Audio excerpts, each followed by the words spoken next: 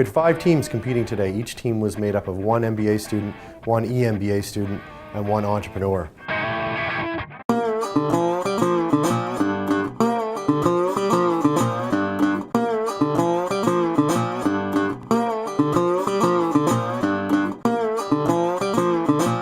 After choosing one category at random, each team was challenged with putting together a business idea and implementation strategy. Welcome to the first annual Startup Sunday being held today at St. Mary's University. Good luck to our 5 teams.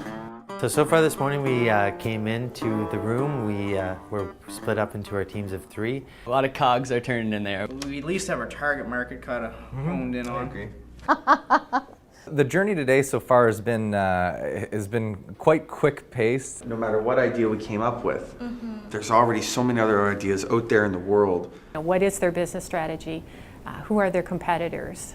How are you going to be competing against those folks or not? I want to start a business, I don't know where to go. We have some restaurant ideas off the shelf, so we may say, listen, we've got this thing concept, branded. Perhaps that should be your main focus because the market's bigger. There's more restaurants out there right now. There's restaurants today that are going to fail. Well, we've had some highs and lows throughout the day so far. The strongest thing that I've seen was the teamwork. Try not to make too much money from one person at a time. Try to make a little bit from a lot of people. So you want a title that doesn't have a definition of age, but implies older. Yes. So now it's giving them an opportunity to kind of socially interact, and we were thinking that might be something great, but there's never been anything like that I've ever seen. So how are you going to generate revenue to do that? Like, how are you going to start? Where do you start? To that end, we become the go-to place to start. Then we have another opportunity to sell more clients more often. They're extremely savvy. Seek advice to make sure that you're not being negligent in what you're doing. The ideas are there, and it's just being able to prove them at this point. Then we go to high-end restaurants and we say, hey, guess what? Look at this case study from this restaurant. It could be that, or it could take them right to that Bella's Cafe website. Basing the assumption that we're going to get a $10 net. And they show that QR code, it's trackable that way too. Very good understanding of what's required to start up a business. We're humming along like a well-oiled machine.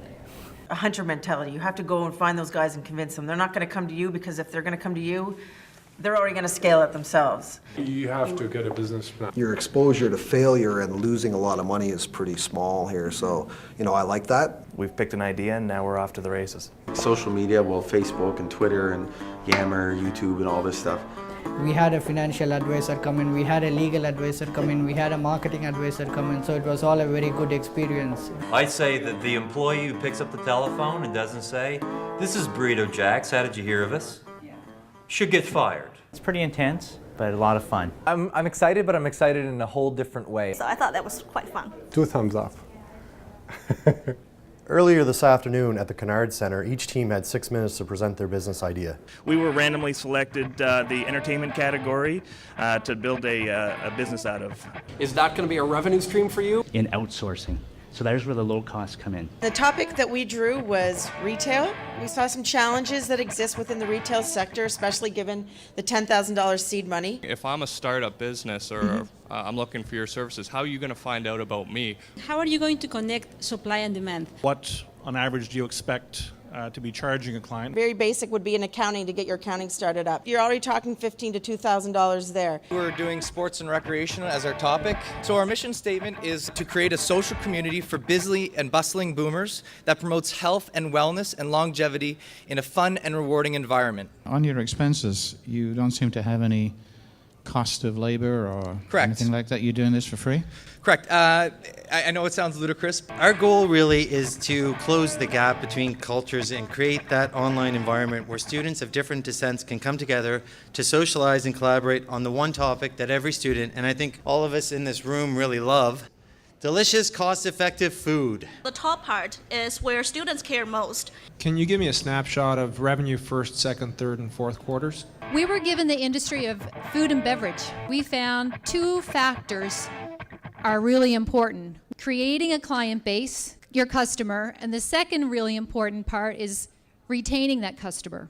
Then we move on to social media and online branding for that company. Our business is ready now.